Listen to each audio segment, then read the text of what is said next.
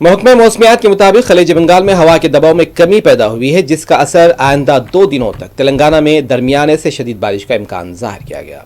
اس کے ساتھ ساتھ بحر عرب میں بھی ہوا کا گہرا دباؤ پیدا ہونے کا امکان ہے۔ ان حالات کے پیش نظر حیدرآباد، ورنگل، کریم نگر، عادل آباد، یدادری بھونگیر، محبوب نگر، کمرم بھیم، آصف آباد، رنگاریڈی اضلاع میں موسلادھار بارش کا اندیشہ ہے۔ محکمہ موسمیات نے عوام کو خبردار کرتے ہوئے الرٹ جاری کیا ہے۔ ماہرین کے مطابق ان دنوں تیز ہوائیں 40 سے 50 کلومیٹر فی گھنٹے کی رفتار سے چل سکتی ہیں، اور ماہرین صحت نے مشورہ دیا ہے کہ اچانک تیز ہوائیں اور موسم کی تبدیلی کی وجہ سے لوگ بیمار پڑ سکتے ہیں، اس لیے احتیاطی تدابیر بھی اختیار کریں۔